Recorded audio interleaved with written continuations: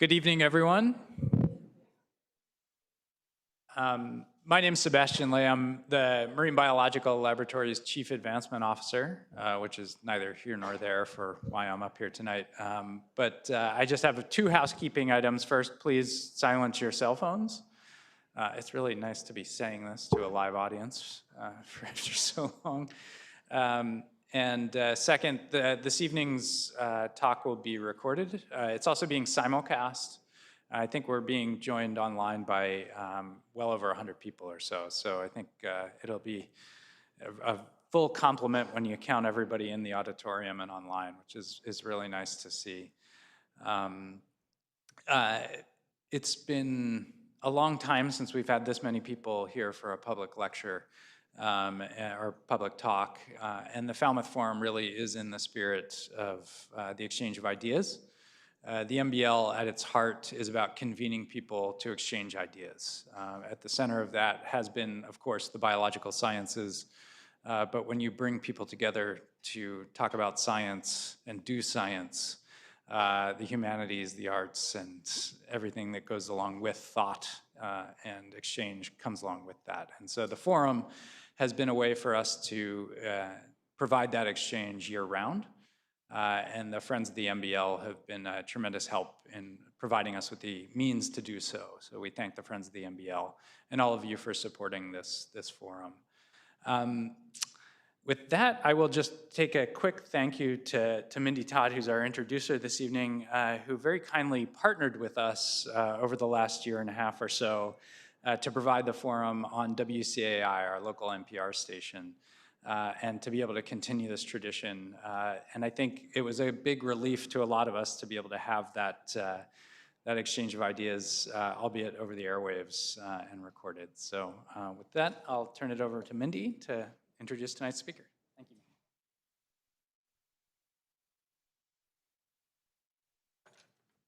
Thank you. So nice to be in a room with human beings again, isn't it? Wow. And I really enjoyed that partnership in doing Falmouth Forum on the air.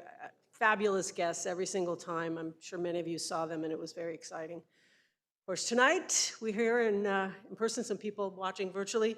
John Palfrey, of course, is president of the John D. and Catherine T. MacArthur Foundation, one of the nation's largest philanthropies. He's a highly regarded educator, author, legal scholar, and innovator with expertise in how new media is changing learning and education. Throughout his career, he's demonstrated a commitment to rigorous thinking and creative solutions. John has vast experience in social change and has published extensively on how young people learn in a digital era, as well as the effects of new technologies on society at large. He was the 15th head of school at Phillips Academy in Andover and has been an important figure at Harvard Law School, where he served as executive director of Harvard's Berkman Center for Internet and Society.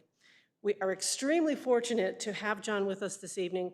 The title of his presentation is From the MacArthur Fellows to Investing in Climate Solutions. Please join me in welcoming John Palfrey.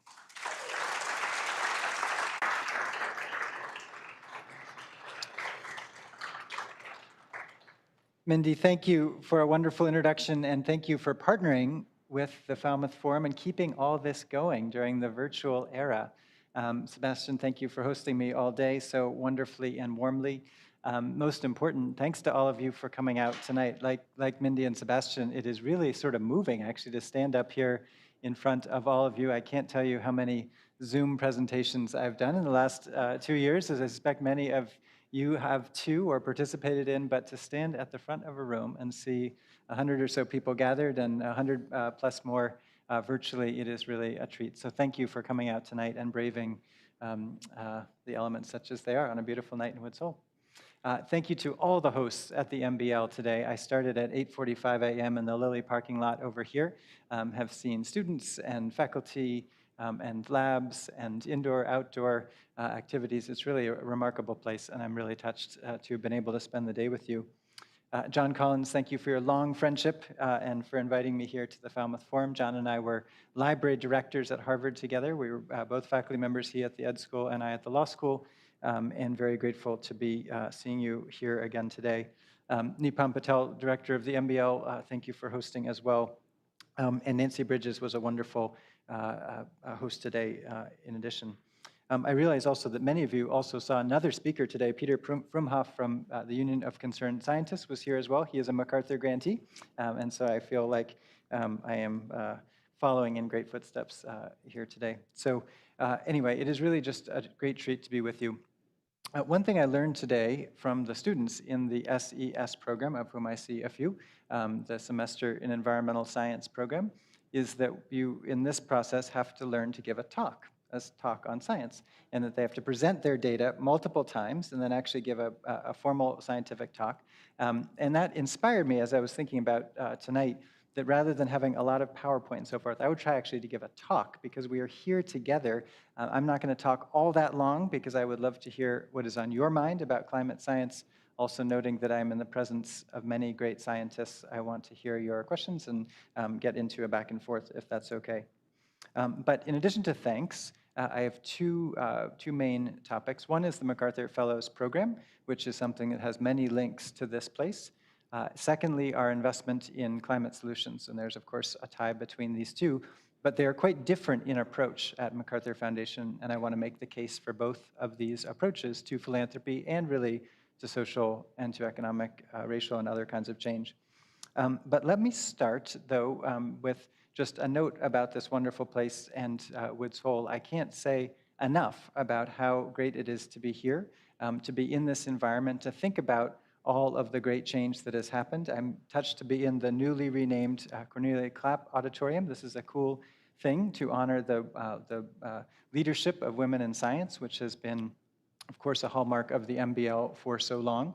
And to see in the hallway as you enter this array of diverse leaders who have come through this place, and really just to honor the fact that this institution has been at the forefront both of doing excellent science and diversifying the field. And that has not happened fast enough. There's much more to be done, but really to honor that, because I think that is deeply connected to what we're trying to do at MacArthur Foundation as well. The personal history I have with Woods Hole, it is, I was delighted to be asked by John, in part because my parents live in Katomet, about 2 towns up this way.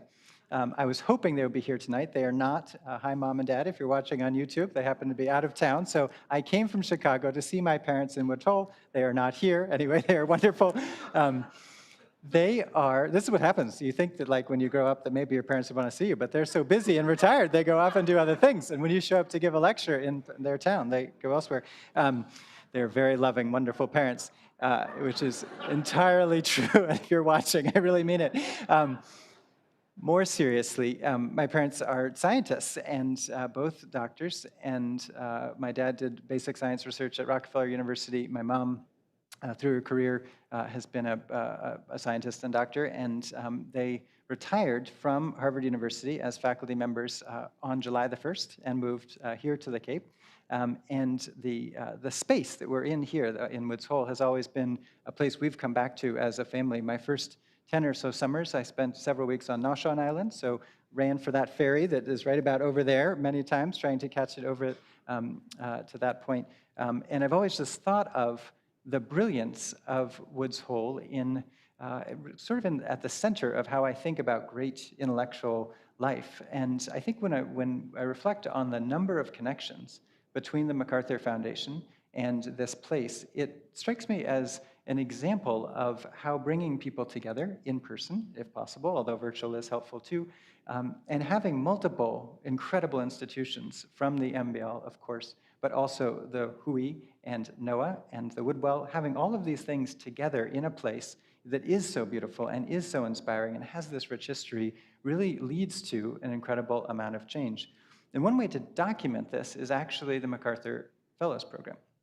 So I went through the history of our program a little bit in advance of this trip, and I'll call out a couple of different classes of MacArthur Fellows. In 1981, which actually was the first class of MacArthur Fellows, so just over 40 years ago. One of the inductees was John Holdren. I don't know if John Holdren I didn't see him, but might even be here tonight. Ended up as a MacArthur Foundation board member for many years. But he, of course, was president of the Woodwell Climate Research Center. He did a huge amount of work here in Woods Hole, but he was also joined by Michael Gislin. I think, am I saying that correctly? Michael Gislin, 1981, who did a postdoc here at MBL. So the first class of MacArthur Fellows, about 20, 2 of them had done work deeply here in Woods Hole. Again, fast forward to the class of 2009, Daniel Sigmund, a biochemist, and Peter Hybers both had connections to these institutions. So in 2 years, there have been 2 scientists in a class of MacArthur Fellows who had Woods Hole connections. It's sort of an amazing thing when we think about we're drawing people from every field and from all over the United States, and in multiple classes, we've had multiple people who have done their work here. And I would highlight the class of 2021 as well, which is that you may know that this past week we made our announcements of the MacArthur Fellows, and Ibrahim Cissé was among those that we gave an award to. I was pointed out by Sebastian very helpfully the building in which Professor Cissé did his work while he was here. Of course, he also was teaching. This was 2016, 2017, if my research is correct. He's now at the Max Planck Institute, but an extraordinary scientist who is doing a really important work in microbiology and across multiple disciplines. So it is really amazing. I don't know that you could find a geographic or academic spot, I mean, maybe it's one of the other great universities, but there is so many MacArthur Fellows in such a small area. So I really am grateful that we are able to honor this place and the way that you do your work and your science, and to do that in a way that I think hopefully results in very good change and very good grant making. The emphasis of the MacArthur Fellows Program, as I think you know, but I will state it anyway, is to find people of extraordinary creativity in all different disciplines and to give them money that they do not have to account for really in any way to support their work for 5 years. So the idea is you get $625,000, so $125,000 a year for 5 years, and there is no reporting. We do not bug you. We do not call. I guess occasionally we call and we invite you to be on our board of directors, as we did for John Holdren.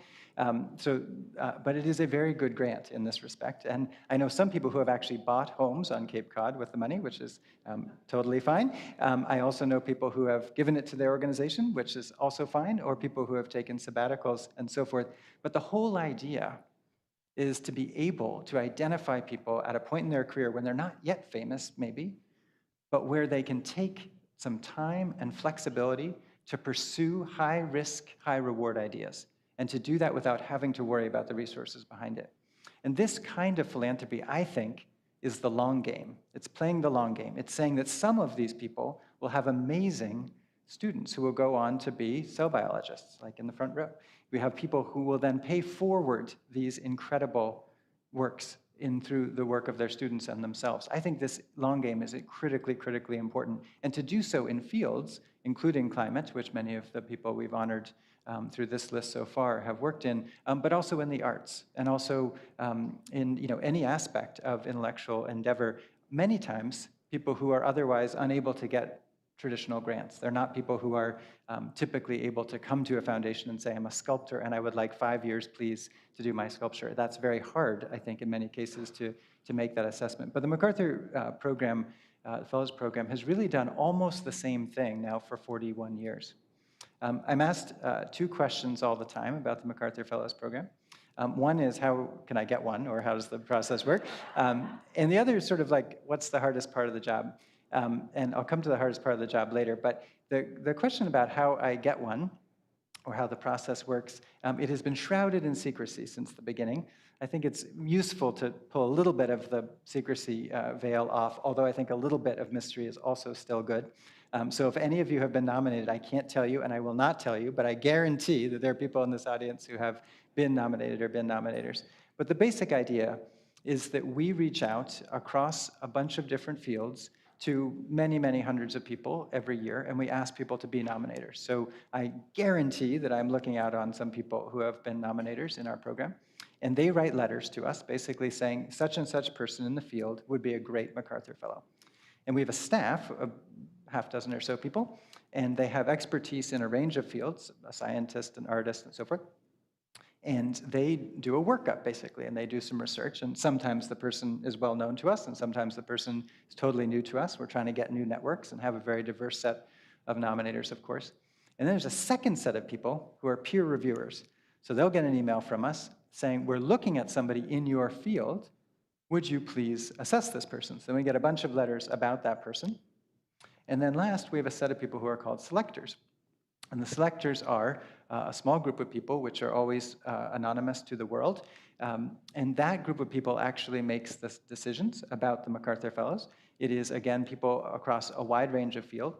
And they then bring that set of people to us as the board of directors. And then I write the checks, and off they go. And we announce them as we did last week. And it actually ends up taking a whole year to do this process. Many people, of course, are held over from year to year. If they're proposed, they might not be ready or whatever it might be. And there's a great big data set out there. And it's a really totally fascinating process. There's this, the secrecy really is around who are the nominators, the reviewers, and the selectors, mostly so that people don't get lobbied in the grocery store. And I was thinking about Woods Hole, that if you were, walking into Soft as a Grape or Coffee Obsession or Pie in the Sky, and you were known to be a selector, you might get a little buttonholed, I guess, in this town, given how many people could possibly get it. When I was announced as president of MacArthur Foundation a few years ago, in a news release, the foundation noted that I had been a selector of fellows. And this, I had been totally silent about this my whole life. I thought it was anonymous. I was very excited about it, of course, but I never told a soul, not even, I think, my parents. But they put it in a news release. So I can say that before becoming president, I was one of these selectors. And I can tell you, it is the most fun extra job you can possibly have as an academic, and it's an unbelievable amount of work. So the staff sends you these huge stacks. And of course, most of the people you're reviewing don't ultimately get it. So you're just reading huge amounts of work across these wide arrays, and you go to plays and other things to be silently in the back and watching the, if you're watching Lin-Manuel Miranda before he wrote Hamilton, right? That's the idea. Anyway, the people who do the work, trust me, even though it's a wonderful thing, it is a huge amount of time to actually do the assessment of these incredibly creative people. And then what happens is you get in your head all of these great books and poems and things that you've read along the way, but at a dinner party, you can't really talk about them. Because if somehow it got back, that you had been reading this book, and then the person got the fellowship or whatever, so you're kind of keeping all that, I really thought it would improve my, dinner party, whatever, ability, but sort of didn't, because I had to be on guard. Anyway, it is a wonderful program. I think it is something that MacArthur has done well over a long period of time. It is a long game in philanthropy, and it is very heavily criticized in some quarters. So particularly newer philanthropists, a particular breed who, Silicon Valley wealth and so forth, have a different view of philanthropy and think this is, I've been told, in quotes, this is the biggest waste of philanthropic dollars in history. Why? The idea being that it's not particularly strategic, right? We don't necessarily know what's going to come of this largesse, right, to individuals, particularly the kind of largesse that comes with no strings. And there is a point of view that philanthropy needs to have a certain strategy behind it. There's got to be a directed program that is trying to get to a certain end. And I would argue that the MacArthur Fellows Program does have some strategy in it, which is to say no given class is on one theme. So we're always trying to get, again, artists and scientists and people in a variety of different fields. But we do have a point of view, which is we do feel that the world should be holding up people in a variety of disciplines and from a variety of diverse backgrounds. So there's no doubt that we have a point of view. It's just that it's not directed at a particular end or a particular goal. And I actually think this is a wonderful form of philanthropy, but I'm just acknowledging our critics that think it's a huge waste. But we're going to keep doing it, and I think it's actually a good thing.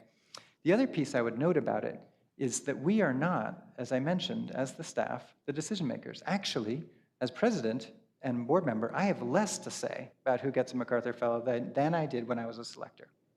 So what really has happened in this is an idea which is called trust-based philanthropy or participatory philanthropy, where we identify a group of people and we give them the authority, ultimately, to make the decision about who gets the money. We can talk about that later if it's of interest, but it is a movement in philanthropy. But I will note that it is just the way MacArthur has been doing it since John Holdren got a MacArthur Fellowship in 1981.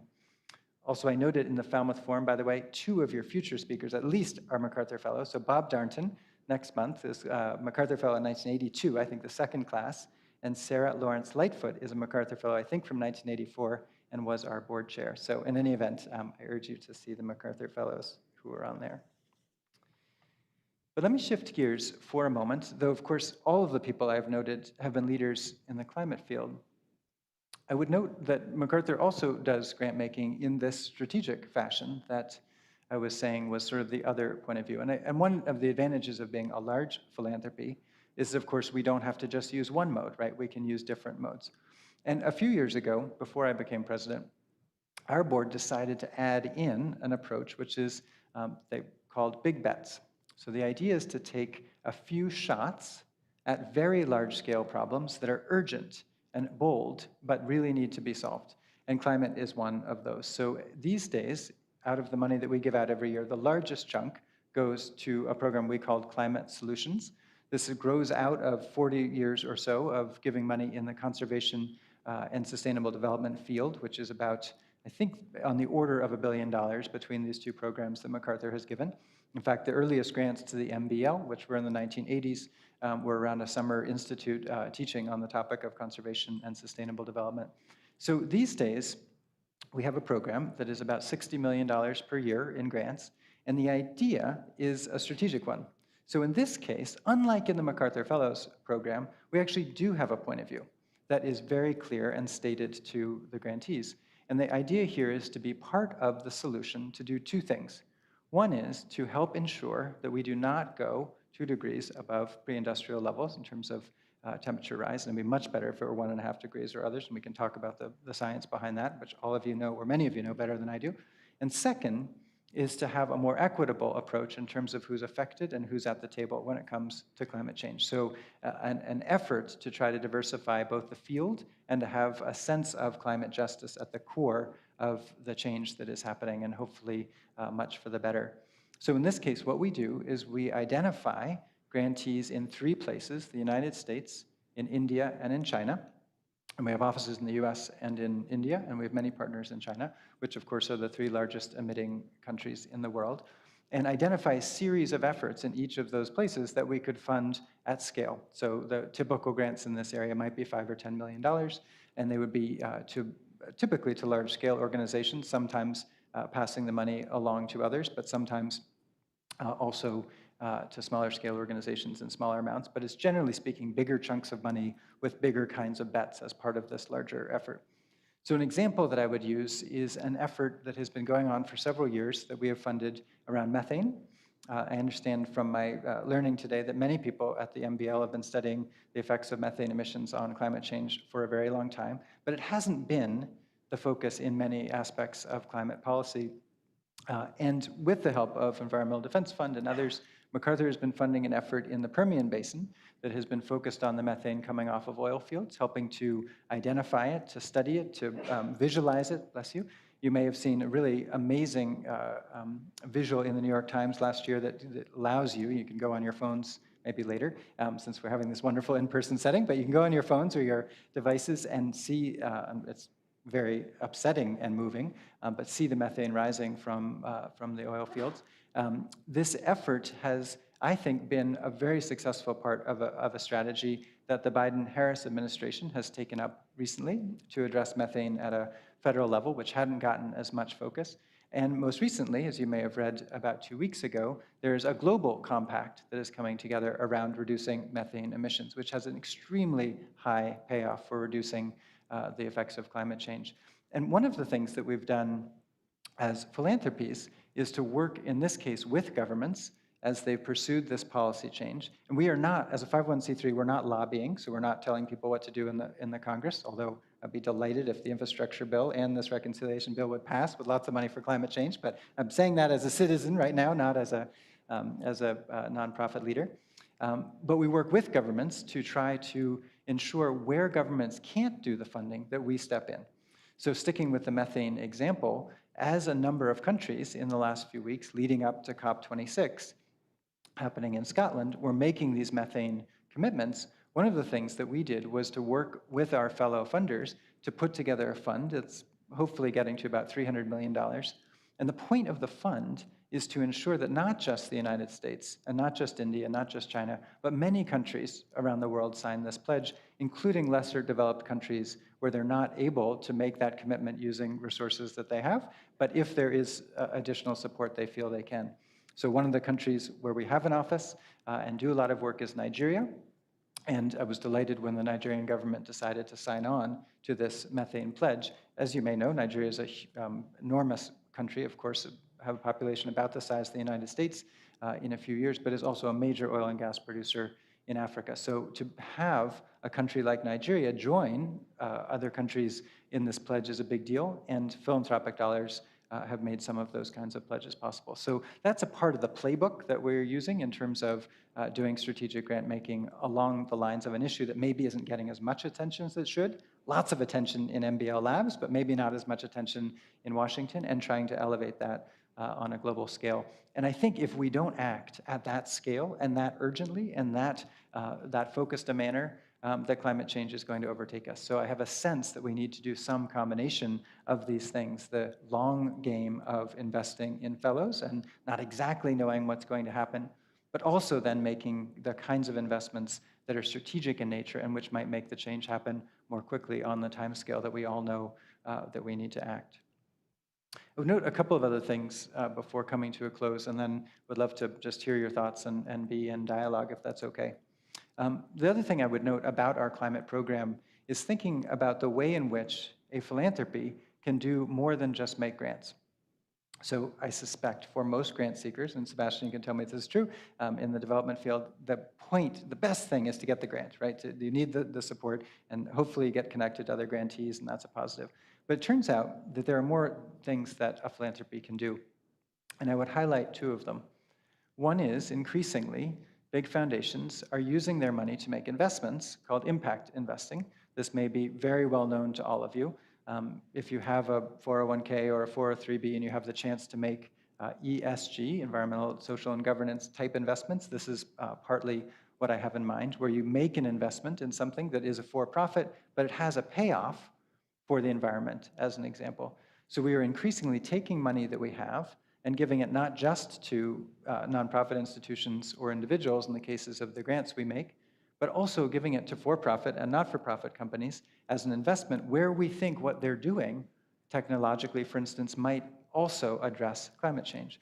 So you might be aware of Breakthrough Energy, a very big effort led by Bill Gates, or other things at a global scale, which are trying to put hundreds of millions of dollars, maybe billions of dollars, into new technologies that take the things studied in these labs and bring them to scale at a global level, and ideally do so in a way that has a huge social payoff, more so than necessarily an economic payoff. So we have devoted, from MacArthur's resources, $500 million to this area of impact investing. And the notion is that we will put this money to work again in companies as well as in nonprofits, and we want a return. We actually want the money back, but we're fine with the idea of a concessionary return. What this means is we're not seeking necessarily to get 8%, 10%, whatever. We're happy if we get 1 or 2%, get the money back, and what happens is the money is then recycled. The money then goes out to another nonprofit or another one of these businesses. So we get it back and we put it back into work. So we've been doing this in the affordable housing area, as an example, for many, many years. And of the money we've put out, hundreds of millions has come back and is now being recycled. And I believe that the climate space is extremely ripe for this kind of investing, where we find pro-climate solutions that are happening in technological fields, and where we don't have to worry necessarily about getting the market rate return, but we know that we will be helping to scale some of these solutions that may be riskier than others would like, but where we, as society's risk capital, which is how I think about philanthropy, can be the catalyst, and we call that a catalytic form of capital. So that's a big chunk, I think, of where we can go going forward, and aligning that with the grant making. So we're doing both the grant making and this impact investing. And the third piece I would put into play in the conversation is using our endowment. So MacArthur Foundation has an endowment a little over $8 billion these days. And one of the big debates, as I'm sure you know, if you follow universities or schools or foundations, is whether or not you should be investing that in things that are counter to climate change. So a few weeks ago, we made a commitment at MacArthur Foundation to divest from fossil fuel-related companies and to invest more, including in the endowment, in pro-climate solutions. This turns out to be a very good idea, I think, but not that easy to do. And I'm happy later in questions to talk about the exact ways to do it. But if you have an $8 billion endowment invested in lots of funds held by other people, to divest it out of fossil fuels turns out to be tricky. The right thing to do, the right pathway, but actually not that easy. I hope every foundation will do it. I hope every university and every institution will do it, but just acknowledging that it's something that actually takes time. You don't just sell everything one day and be reinvested in cleaner technologies, for instance. It does take a process, and it is a complex thing to do. And of course, we are relying upon the returns from that $8 billion in order to be able to give money out to nonprofits and individuals. So we do need to get some kind of return in it, ideally higher than inflation. So if you're thinking about the math for the endowment, if we're giving out, as we do, a little over 5% of our money, so if we have $8 billion and we're giving out $400 million a year, that's 5%. And you assume inflation is maybe 3%, right, on average, although it could be as high as 5 right now, you need to get a return of more than 8% to keep up, right, over time for your endowment. So in that case, we actually are aiming for returns that are market returns because we want to be able to give money in perpetuity, as our charter tells us to.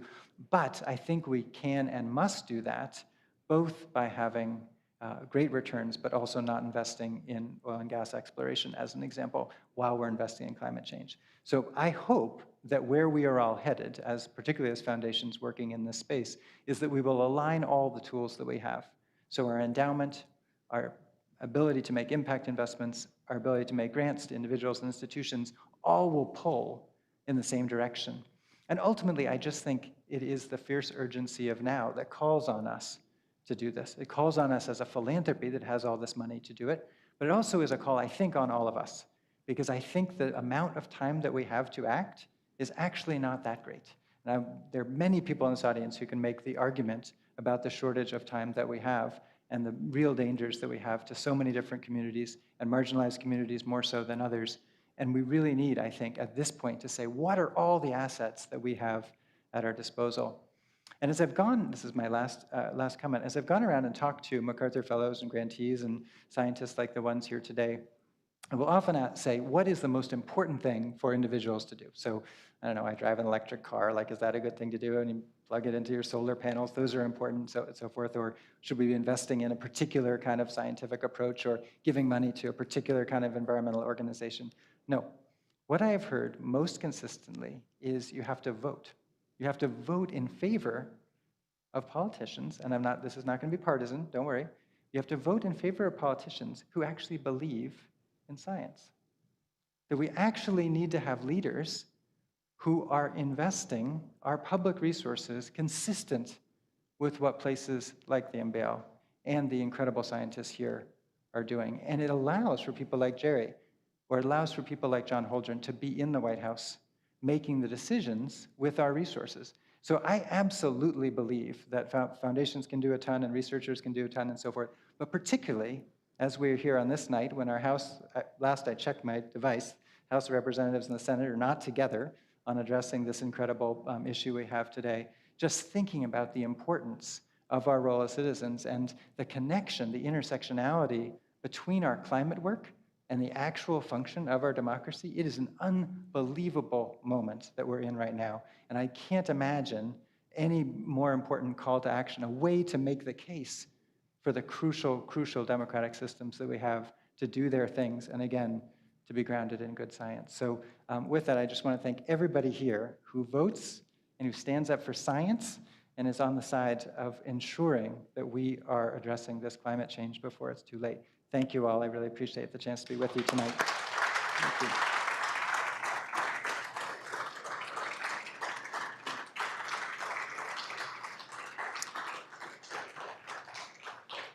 And I would love to hear your thoughts, questions, disagreements, totally fair. I think that's a good part of democracy too, where I got it wrong. So please just raise your hand, and we do have the ability to take questions from online as well. Oh yes, hello to the online audience. We'd love to hear from you too.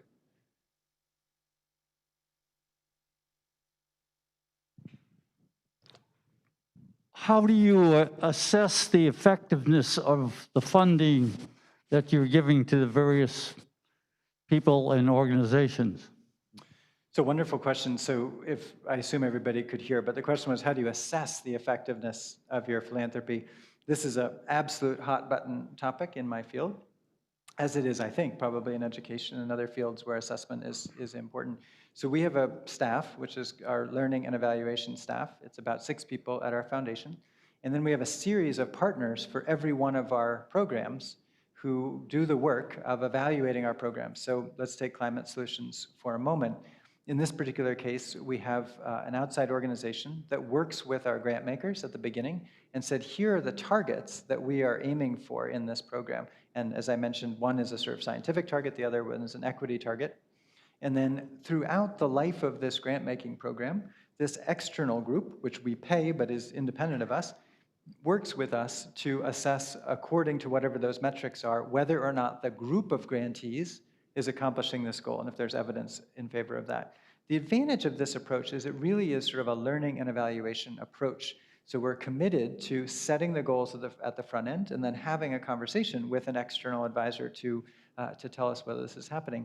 And the advantage there is also that halfway through a program, so if it's a 10-year commitment, as the climate solutions one is, at 5 years in, we then have a strategy review where our board looks at all the things we set out to do, looks at all the data that's been collected by this learning and evaluation partner, and then we make pivots in the program. So I'll give an example of last year's pivot. We found that the grant making that we were doing at the subnational scale was working very, very well in the United States and in India, as an example. And this was in part because we had a federal government that wasn't particularly responsive to climate solutions for the last several years, but we did have many state houses and many municipalities that were doing really good things. And so we hadn't known that that would be the case when we set out, but the subnational things were working really, really well in the United States and in India. We also found that in some of the things we were doing in China were a little bit harder to evaluate and so forth, so we shifted resources. So we are doing more in some of these areas based on where it seems to be working well and doing a little bit less in other areas. So that would just be an example of one program and how we do it. The MacArthur Fellows Program is a trickier question, which is how do you evaluate the incredible creativity of these artists and these scientists and thinkers from all sorts of fields. And the truth is we do evaluate the program and we think about the process that we use. We think about how diverse the group is, the kinds of geographic representation, the kinds of topics that we're working on, but we don't really assess honestly the effectiveness of each of the fellows because they're so varied and so diverse, it's very tricky to answer that. So I think we do better in some and maybe less well in others. John, we have 2 questions from our virtual audience. All right. Hello, virtual audience. Let's hear it. Why has it taken so long for the foundation to start divesting from fossil fuel companies? Is it related to the difficulty of divesting, or is there something else? No, it's a very good question. So I've been at the foundation for 2 years, so I can only talk about our conversations during this period. In 2019, we made the decision to stop investments in oil and gas exploration. That was the easiest thing to do because we were making new investments, and that was literally like fracking and stuff like that. Just when I walked in the door, I thought this was not a great thing for us to be doing, and we'd been talking about this kind of alignment. So stopping making the investments, new investments in that thing that field is fairly straightforward. So we did that. The most recent decision that we made, that we announced last week, was to say the way in which we expose ourselves to the equity markets was basically using derivatives that associated with the entire stock market. So if you think about an S&P fund investing in 500 big companies, if we're using a derivative, using all those companies, we're going to have the big oil and gas companies in there, right? It is possible, and this is what we're doing, is pulling out the companies that we think are fossil fuel holding companies and most involved in the negative side of the equation. We're pulling them out of the indices that we use, and that deals with some number of billions of dollars of our investments. It's harder to do outside the US because those products don't really exist. So we are actually creating, with the people we work with, create these derivatives that are ones that meet our divestment kind of standards.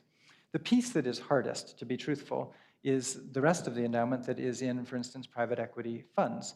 So most endowments of this size make no direct investments. We invest in no companies directly. We're not invested in GM or Tesla or anything else. We give the money to incredible fund managers over a long period of time. They've done very, very well with MacArthur's money and made more of it. But we're not every day making the specific investments. So venture capitalists, we're not choosing the startup companies. What we've done is we have gone to each of those managers of our money, and we've said, we don't want to be in fossil fuel related entities. We want to be divested of those. So we don't want our money going into these things in the pooled funds. And we have sought the kinds of managers who are doing that kind of investing. We also have asked all of our managers to vote our proxies, which is to say, use our power, our voice in companies to do as much as we can relative to addressing climate change. So the question is a really good one. It is hard. It is hard because of the way that we tend to invest in big endowments.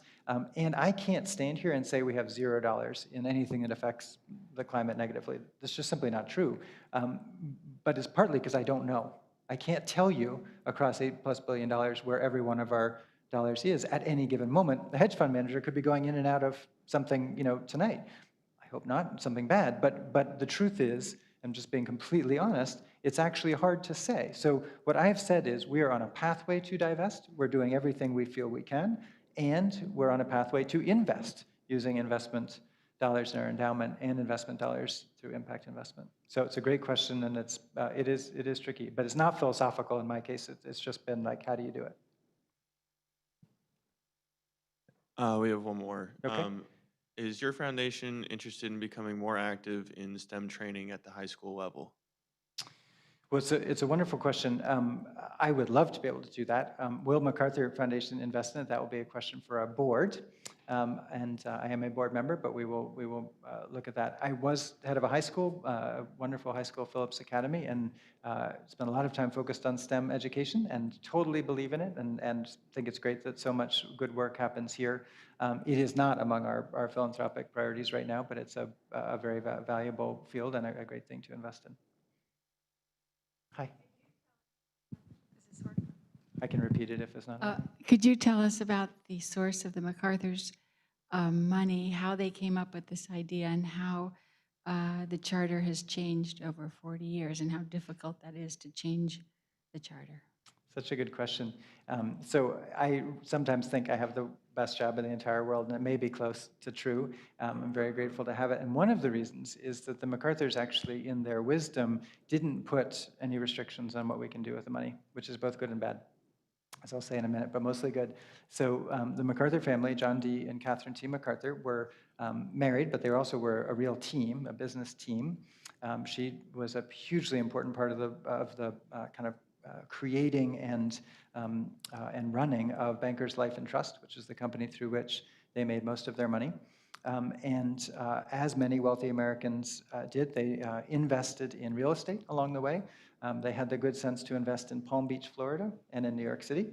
And so the bulk of the money from our foundation came over the course of a number of years, but the foundation was set up and chartered in 1970.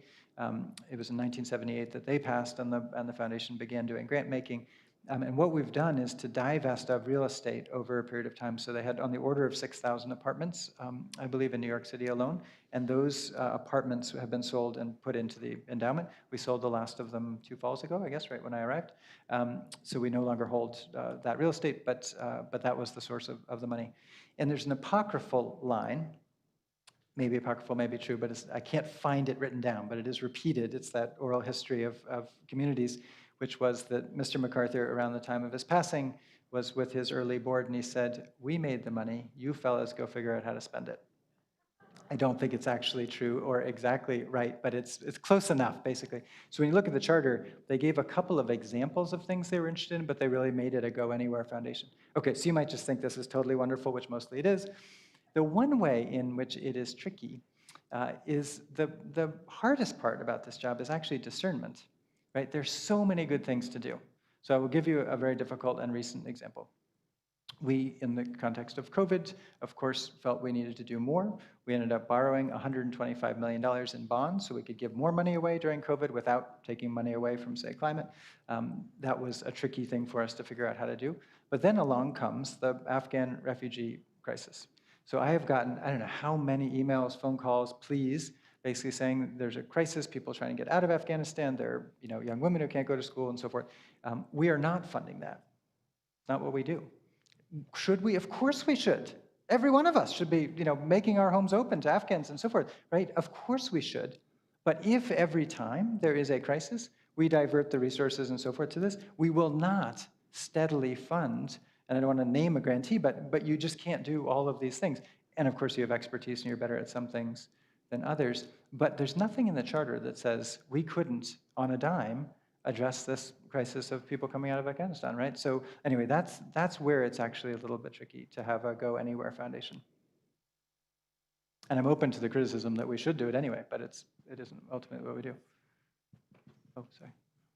In the choice of the MacArthur Fellows, how well have you done at predicting people who are going to go on to make really path-breaking, substantial contributions? It's a great question. I think pretty well. I mean, if you look back on some of the early fellows, and somebody who's got a 40-year career, John Holdren would obviously be an example from that class. But I also, Henry Louis Gates is in that class. Skip Gates is in that class. A pretty effective person. Ta-Nehisi Coates, before he did a lot of the writing that made him so famous, was a MacArthur Fellow. Nicole Hannah-Jones, of course, in the news recently, a MacArthur Fellow. Lin-Manuel Miranda before, I think around the time of In the Heights, but certainly before Hamilton. I think a lot of times MacArthur Fellows have gone on to do really wonderful things.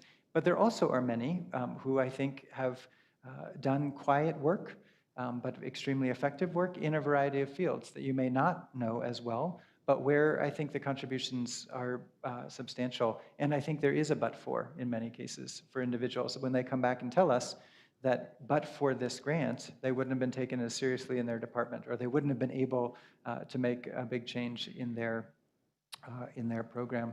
And one other example I'll give, there's a woman named Roseanne Hegarty. Does anybody know Roseanne Hegarty? Anyway, she focused on homelessness. She's a MacArthur Fellow from a few decades ago. And along the way, she has founded a group called Community Solutions. And in the last few years, one of the approaches we've taken along this big bet route is a program called 100 and Change. And with 100 and Change, we've given out $100 million for a big solution to a big problem. So Roseanne Hegarty, who had been working for a long time on this homelessness problem, was one of about 800 or so people who applied for this $100 million. And her organization has, over time, figured out ways, sort of community-based approaches, community-based solutions to addressing homelessness, not in the big cities like New York and Chicago and LA, it's sort of a different equation, but in smaller communities. And there are instances where her organization has really eradicated homelessness in communities in the United States. And for many of us, like you travel around the world, many countries do not have as many people living under aqueducts as we do. It is really a striking thing sometimes when you go outside the US and think about the kinds of homelessness that we have. And so her approach is trying to work with communities to address homelessness once and for all, and really to eradicate it, again, at these sort of medium-sized communities. So last year, we gave Roseanne Hegarty's organization, Community Solutions, $100 million to end homelessness in 75 communities in America. So that, I think, is an example where the early MacArthur Award was a good example of somebody who was going to build something that would have a real shot at changing a lot of people's lives, and that then later, of course, we follow on with a lot more money to help her do that. So I can't tell you that every one of them has been great, but I actually think that I can give you a lot of stories, a lot of anecdotes of people doing really neat things with it. I'm going to be guided by you with the mics. There's also one on this side I can see too. Oh, back there, yes. A little bit more about MacArthur's perspective on what exactly climate solutions means and climate justice in terms of the specifics of what you're working on? Sure. So, again, there are really two prongs to our work in simple terms. One is a scientific goal, which is seeking to be a part of the effort, which I think many scientists in this room are part of, that seek to ensure that we do not get to 2 degrees above pre-industrial levels, and ideally not to 1.5 degrees above, although we're struggling, I think, with that kind of a goal.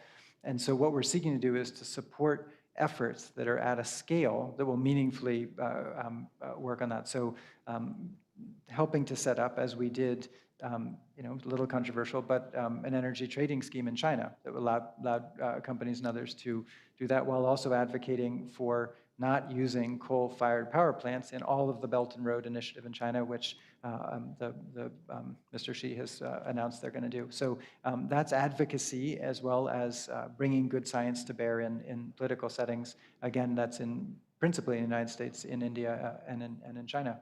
But the second piece of it is this equity point, which is to say, I think we now know very clearly that the effects of climate change affect some people more than others, and it typically has an intersectionality with other forms of being marginalized, and that is true at a global scale, and it's true also in wealthy countries like ours. So part of what we're trying to do is to say, at the tables that we are supporting and setting, we want to have a diverse array of people with a variety of lived experiences and a variety of backgrounds who have a voice in the way in which we go about addressing the climate crisis. And the truth is, and I think all of us who have been involved in environment or conservation, we all know this is a predominantly white field and has been for a long time, and has some very significant issues around race and gender. And so part of what we're trying to do as we do our funding is, of course, we're funding the very best science, but we're also trying to ensure that as we look at who our recipients are and the communities directly affected, that that's a diverse array of people. So it's combining those two, I think, that will lead to the best solution. Sir. A question from left field. Okay. But was MacArthur involved in any way, directly or indirectly, in our 20-year effort in Afghanistan? That is a question from left field. I don't have any knowledge of it. This, of course, is being live streamed and recorded, so I could be found to be telling you an untruth. Certainly not in the last 2 years, that I can say for sure, but not that I know of. I would say the closest thing that we have been involved in that doesn't actually affect Afghanistan, but is related to the refugee crisis, is the last time we gave $100 million out in a single grant. It was 2 or 3 years ago, and that was to Sesame Street and to IRC. And the idea in that project was to support the young people coming out of Syria, the Syrian refugees, and others from Arabic-speaking countries that were going into Europe in particular. And they created Alan Simsim, which is a Sesame Street in Arabic, basically, and focused on the social and emotional needs of young people who were, in the crisis and in the jaws of trauma coming out of Syria. So I don't think that really answers your question, but it's a related thing that we were working on. And I think part of the pulling on the heartstrings this time is, could we or should we do something, for similar young people coming out of Afghanistan? Although Sesame Street does have an effort there too. Hello, I was going to ask you a question about how you were integrating diversity and social justice, and somebody else asked that question. Yep. So, but I wanted to know. Now, my new question was. I really had a good question. Now it's gone out of my mind. But I could say more about the DEI thing if you want. It was. You mentioned EDF, and you've worked with them and some other things. This is such a big issue, and many foundations are acknowledging that. And are you partnering with other organizations and actively? Because I can imagine there's some big projects that not even you would, MacArthur, as well funded as you are, would be able to do, and you could be even more effective, and it also could integrate some social justice things depending on who your partners are. Yeah, it's a great question. So I'd be happy to say more about the diversity, equity, inclusion effort if you're interested more broadly. Look at the recent classes of MacArthur Fellows and assess the diversity for yourself. I think we are finding a broad array of people from a broad array of backgrounds, and that's essential. We've also committed to tracking the demographics of the people we're giving grants to, so you can see that on our website, and we are committed to making a more diverse set of grantees and to support a broader set of communities through our work over time. So we're committed to that likewise with our asset managers. So you probably know that most endowment managers who actually make a huge amount of money from our money are predominantly white and male, and that's something else we're tracking. So we're working on the diversity, equity, inclusion topic in every one of our areas, and mostly committing to transparency in the first instance and accountability, and then and hopefully making a difference. But to your point about the scale of the climate crisis, this is an incredibly important point, which is having $8 billion, which is to say on the order of $400 million a year, that is nowhere near what is needed, right? Even if we put everything into the climate crisis, it's nowhere near what's needed. And it is crucial that there be teamwork. And I would say it's actually a surprisingly underfunded area of philanthropic support is climate. Surprisingly, there's a lot more money coming in, but if you look at the percentages, it's been single-digit percentage of all the philanthropic dollars. Sebastian may have it at the tip of his tongue, but it's low single digits, right, of all the philanthropic dollars going out every year. Again, for us, it's our biggest thing, but for many, it's not.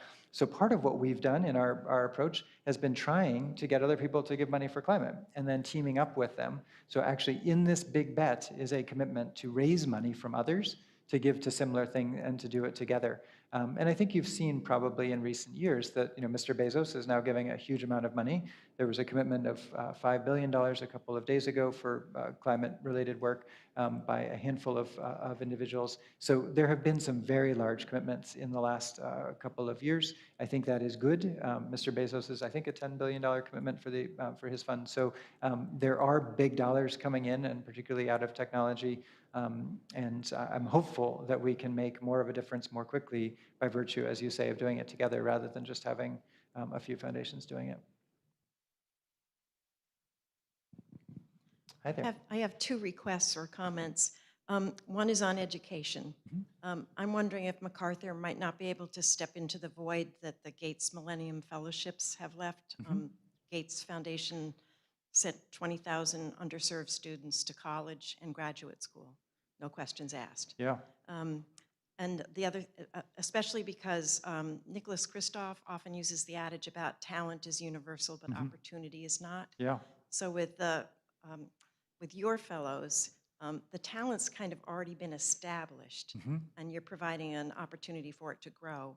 But I think with high school students, the talent may be lurking, and giving them the opportunity allows it to emerge. The second thing is, with all the talk about alternative energy, I still don't feel like there's enough talk about battery storage. And I'm talking about global battery storage.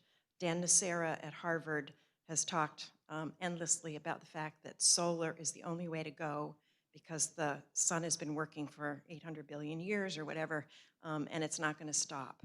So I'm wondering if you, as an organization, can target an interest in battery storage. Thank you. So duly noted as two things we're not doing that we could focus on. On education, you don't have to convince me as someone who spent a lot of time with young people, and my research has all been at that, that age and the promise of individuals. The discernment point is the topic, which is we as a board decide where we can make the most difference, and I will bring that back to our board as one of the things we look at as we roll out of other fields.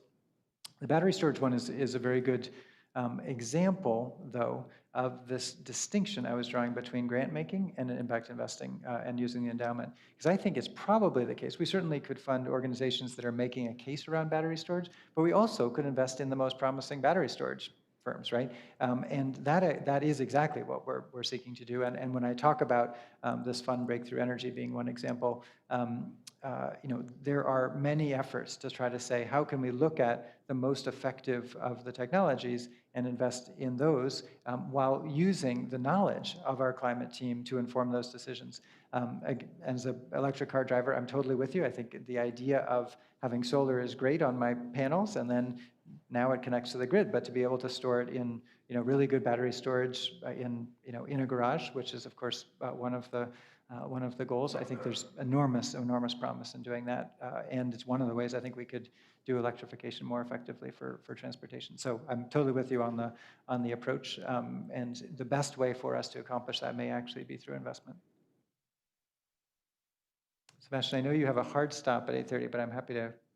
We do. I think we can take one more question. All right, I do want to just point out one thing that John said that is important, and I think is sometimes hidden from view, and that is the point of partnerships. I think, those of us that are seeking money, I think it's most fruitful when you do, fundraising is really all about relationships when it comes down to it. But that's true at the institutional level as well, and especially in science, basic science especially, public health, and a few other realms. Those relationships that large foundations can provide to their grantees create leverage, and they give you access to networks that you otherwise wouldn't necessarily even be aware of in different geographies and different areas of expertise. And that's what's driven forward some of the sort of biggest achievements in philanthropy. I would point to the achievements of the Bill and Melinda Gates Foundation in terms of vaccine access in the developing world, and similar things in terms of child and maternal health that other philanthropies have partnered on. And the program staff, I think, are the unheralded kind of heroes here that work for people like John, and get to know the institutions, get to trust those institutions, and really help them access those networks. So I think that's absolutely, yeah. I mean, the scientists and who work on the climate program at MacArthur, for instance, they really know what they're doing, and they put people together, and they create these partnerships, I think, in ways that really make a big difference. our last question. All right, last question. Thank you. Well, this might be a little naive, but I always thought that the ideas about how to solve climate change, like the Green New Deal, people will say, well, it's not going to work, and other people say it is going to work. And you had said that you have so much money for climate, but you need way more. But I was wondering if you ever thought of reaching a little smaller and doing a model. For instance, like in Puerto Rico, where their energy grid is in terrible shape, having a model of a Green New Deal in a place that needs it really badly, and then that social part would be in it, and perhaps allowing some of the people who actually live there to input their ideas. I tried to get a hold of Al Gore to see if he might want to do it, but I couldn't find how to get a hold of him. It's a great one maybe to end on, because I think, in some ways you're making the case for the need to do a lot of different things at once.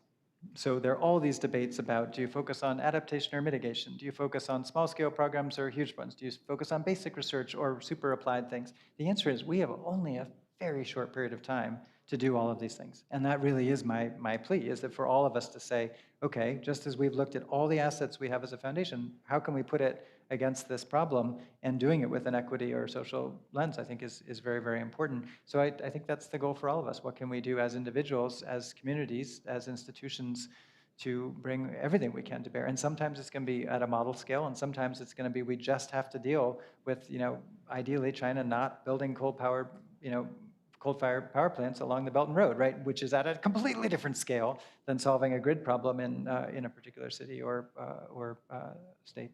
So anyway, thank you all. This was a ton of fun, and nice to see you in person. And thank you to those on the live stream too. Thank you.